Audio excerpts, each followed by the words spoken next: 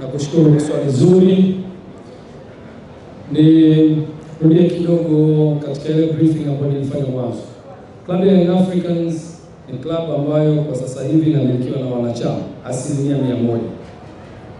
Na katika umiliki wa wanachama tulikubaliana mabadiliko ya katiba kubadilisha muundo wa umiliki wa klabu. Kwa hivyo tukakubaliana kuwa na 49% za klabu zitaweza kuuzwa, zitabakia 51%. Huo ni umiliki wa klabu na wanachama mko hapo. Lazima mtambue klabu yenu mtaimiliki kwa 51% na 49% zitauzwa kwenda kwa wanachama, kwa wawekezaji. Wanachama, hiyo ni separate project. Ni project haihusiani na uwanja. Tofauti. Umiliki wa klabu na umiliki wa kiwanja ni vitu viwili tofauti. Umiliki wa klabu 49% ndio zitakazouzwa. Kwa hiyo wakati wote klabu ya Yanga itakuwa ni majority shareholder ikiwa na 51%. Na zoezi hilo la kwanza kuuza share bado hatujaanza. Kwa hiyo kwa sasa klabu ya Young Africans inamilikiwa 100% na wanachama wake. Sasa tunakuja kwenye huu mradi wa uwanja. Hii ni project tofauti. Kwa nini tofauti? Kinachofanyika hapa, klabu ya Young Africans inahitaji uwanja na mtu anakuja kuwekeza. Ukiwekeza kwenye uwanja, hupaswi kuwa na haki ya kuimiliki klabu. Kwa hiyo tumetengeneza mfumo wa kuilinda klabu yetu. Hakutakuwa kuna penetration ya mtu kuja moja kwa moja kwenye klabu kwa sababu anamiliki mradi fulani.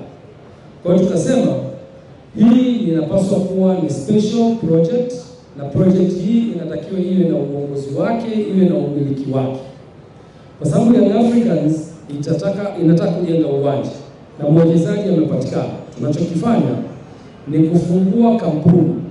Kwa klabu ya Young Africans kwa kushirikiana na mwekezaji wetu itafungua kampuni. Kampuni hiyo ndio itakayomiliki uwanja. Na katika kampuni hiyo inayomiliki uwanja ndio 50% ya umiliki utakwenda Young Africans, 50% utakwenda kwa mwekezaji ambaye ni GSM Group.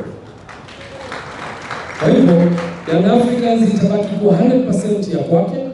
Hakutakuwa kuna umiliki kwenye ownership ya club, lakini kwenye mradi huu ndio tutakuwa tuna partnership na GSM. Sasa mchango ni nini? Imekuja swali la Juma. Mchango wa Yanga ni nini na mchango wa mwekezaji ni nini? Mchango wa Yanga kwenye hii kampuni mpya itakayomiliki uwanja ni kuleta ardhi yake ambayo tunaimiliki kwa sasa hivi kama Young Africans. Kwa hiyo ndio utakuwa mchango wetu kwenye mradi. Na mwekezaji analeta nini? Mwekezaji ataleta fedha za kujenga uwanja. Tunapokutana na mwenye ardhi na mleta fedha, hapo ndo tunaiunga kampuni. Kwa sasa mfumo wa hii kampuni itakuwa ni kampuni mpya tutakayoformulate kuanzia sasa hivi baada ya kusaini hii MOU ya leo. Kwa hiyo mwanasheria, Jumatatu tuna expect kampuni iwe tayari. Mchakato wake wa kuisajili unatakiwa uanze. Na kampuni hiyo itakuwa na 50% za Yanga na 50% za GSM. Kampuni hiyo itakuwa na bodi. Kwa hiyo kwenye bodi pale kutakuwa kuna wawakilishi kutoka Yanga, kutakuwa kuna wawakilishi kutoka GSM. Na wenye viongozi wa bodi hiyo ndio watakaomchagua au kumwajiri CEO au general manager wa kuendesha uwanja.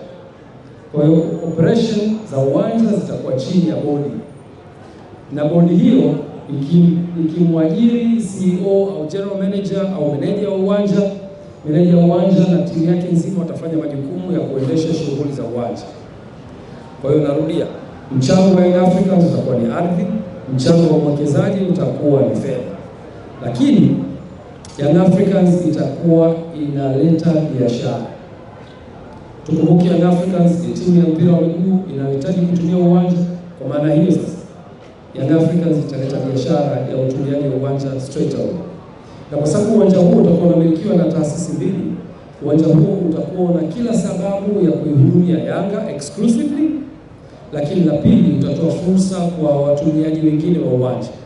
Atakapotokea klabu yoyote inataka kutumia uwanja kwa ajili ya mechi zake, itatumia. Inapotokea tukio la kijamii, kuna shughuli za kidini, kuna shughuli za kimuziki, jukumu la management ya uwanja kuhakikisha linaongeza mapato na matumizi ya uwanja huu, ili sasa wawekezaji wanufaike na mapato na Yanga anufaike na mapato. Swali limeulizwa nyingine, uwekezaji huu ni wa muda gani? Nilisema awali wakati tunafanya presentation, kuna mfumo unaitwa build, operate and transfer, kwamba unajenga, una operate, alafu una transfer. Kutransfer inakuja hatua ya kurudisha ule uwanja kwa Yanga.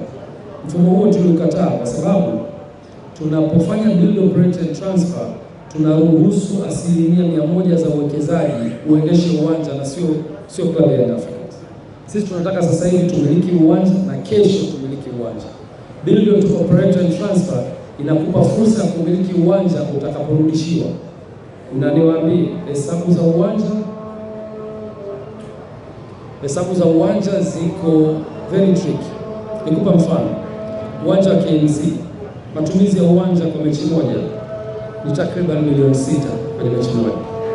Ukisema unampa mtu ruhusa amiliki uwanja baada ya kurudisha fedha zake, haitakuwa miaka 5, 10, 20 wala 50. Ukipiga hesabu mwenyewe, kwa mfano 6 bilioni ya uwanja wa KMC na investment iliyofanyika, ukaimultiply na namba ya mechi utakazocheza, inawezekana operation ya huyo mtu kurudisha fedha zake inaweza kutumia hata miaka 50. Kwa hiyo tuliona hatuna sababu ya kwenda kwenye build, operate and transfer. Tulikwenda kwenye partnership ya shares 50% kwenye klabu ya Yanga immediately baada ya uwanja kukamilika, na 50% za mwekezaji immediately baada ya uwanja kukamilika. Nafikiri mnajibu swali. Haitakuwa na kikomo. Asante. Tumepunguza sauti kidogo kwa sababu ya dhana, kuheshimu dhana. Tunaongea kwa swali 4. Kwa tunakwenda kwenye kategoria ya juu kabisa ya uwanja.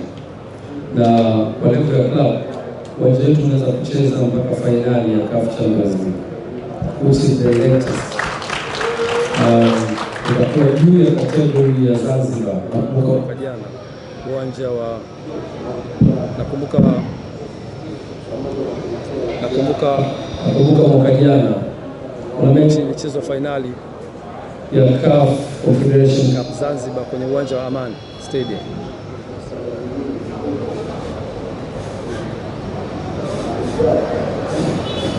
Kwa hivyo katika uwanja wa Amani Stadium tuliaccommodate mechi ya CAF Confederation Cup final mwaka jana. Kategoria ambayo tunakwenda nayo kwenye uwanja, kategoria ambayo tunakwenda nayo kwenye uwanja wetu ni category 3-4, ambao unabeba the highest tournament kwenye level ya vilabu, ambao ni CAF Champions League final. Swala la kwanza. Swala la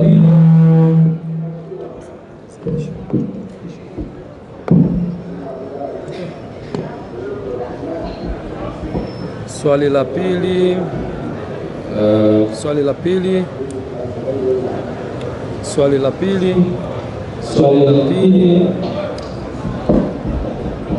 la pili lilikuwa ni kuhusu aina ya pitch ambayo tunakwenda nayo ni high level hybrid, ambayo asilimia kubwa itakuwa ni natural, asilimia chache sana itakuwa ni artificial.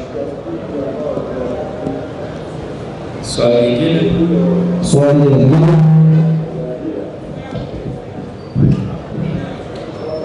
Mimi ni vizuri natokea Jimmy Sports. Swali langu na maswali mawili. Swali la kwanza ni kuhusiana na jina la uwanja. Uwanja wa Yanga ulikuwa unafahamika kwa jina la Kaunda. Kampani ambayo inaenda kutekelezwa kwa maana ya Yanga na Jesse, hivyo kwenye swala la jina. Swali la kwanza. Swali la pili ni kuhusiana na ujenzi wa uwanja. Tunafahamu serikali kupitia Benki ya Dunia wanatengeneza nyumba ya kisasa. Ile kaje utaanza kutengeneza uwanja then mji utawakuta, ama utaanza mji alafu then uwanja utakuwa. Asante. Napenda sana maswali yako. Swali la kwanza ni kuhusiana na nijibu swali la pili ambalo linahusiana na nani anaanza. Serikali imesha sign mkataba na mkandarasi, ambao mkandarasi anaanza na mto. Tunajua kuna miradi mitatu inaendelea sasa hivi. Kuna daraja la Jangwani limeshaanza kujengwa, daraja la Kigogo na daraja liko Kinondoni, madaraja matatu yameshaanza. So kinachofanyika moja kwa moja ni mkandarasi sasa hivi kupata fursa ya kuanza kujenga mto, na ameshaanza kujenga. Hiyo tunazungumza sign na wiki hizi wameshaanza kufanya mobilization. Sisi kama klabu ya Yanga tumepewa, nitakuja kwenye technical parameters, tumeshapewa elevation za hapa ambazo tunatakiwa tu, kwa sababu chini kutakuwa ni mtoni, kutoka kwenye mto kutakuwa kuna green park ambayo watu watakuwa wanatumia kama sehemu za kutembea jioni na watoto kucheza. Hiyo inakuwa ni level ya pili baada ya mto. Alafu kuna level ya tatu, ni level ya miundombinu ambayo ni uwekezaji wa ujenzi wa hoteli, restaurants na uwanja wetu. Kwa hiyo tumepewa elevation ya hapa mahali ambapo uwanja unatakiwa ukae, na hizo elevation tumeziingiza kwenye michoro kuhakikisha kwamba sehemu ambazo zinahitaji kujazwa tutazijaza kufika kwenye huo uwezo. Kwa hiyo kwa ufupi, tutaanza sisi sambamba na mradi unavyoendelea, lakini zile dimensions tumeshapewa zinazoturuhusu sisi kuendelea. Kwa hakutakuwa kuna mlungano wa kiufundi sisi tukiwa tumeanza au wao wakiwa wameanza. Kwa hilo lilikuwa la kwanza. Umeuliza swala la pili la right, naming right ya uwanja. Naming right ya uwanja ni right ya 50% kwa club na right ya 50% kwa mwekezaji.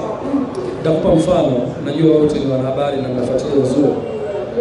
Klabu ya Atletico Madrid ina uwanja, historia yake ya nyuma ilikuwa inamiliki uwanja unaitwa Metropolitano, na baada ya hapo wakahamia kwenye uwanja wao mpya miaka kadhaa iliyopita unaitwa Vicente Calderone. Ni jina la kiongozi ambaye alikuwa anasimamia hiyo timu. Baadaye klabu ya Atletico Madrid ikajenga uwanja mpya, ukaitwa huo uwanja Wanda Metropolitano. Wanda Metropolitano ni mjumuiko wa majina mawili. Jina la kwanza la Wanda kwa maana investor, it's a Chinese investment ambayo ilikuja kushirikiana nao kwenye ujenzi, na wale wa China wanaitwa Wanda Investment, kwa wakachukua jina la Wanda kama sehemu ya jina la uwanja, na Metropolitano ikawa ni jina la pili la uwanja huo, likiwa linarudisha historia ya nyuma ya klabu ya Atletico Madrid kwenye uwanja wake wa kwanza wa Metropolitano.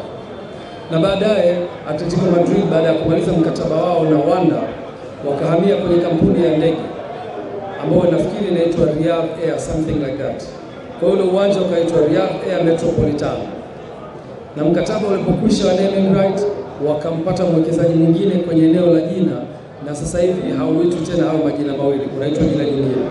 Kwa hiyo Club Young Africans kwenye naming right ya uwanja itabeba jina la GSM na itabeba jina la Yanga kwenye kuliita jina la uwanja wetu. Na GSM ambaye ana 50% ya right atakuwa na uwezo wa kumiliki jina hilo kama nusu ya ownership, na Club Young Africans itakuwa na uwezo wa kumiliki jina kama nusu ya 50% ya umiliki wake. Na you never know, baada ya miaka miwili mitatu tukiamua Club Young Africans tukaondoa jina letu la Yanga tukaweka mwekezaji kwenye naming right, tunayo hiyo nafasi na standard practice inaonyesha kwa duniani. Kwa hiyo kwa ufupi, 50% ya jina itatoka kwa mwekezaji na 50% ya jina itatoka kwenye Club Young Africans. Hiyo itakuja baadaye wakati wa naming rights.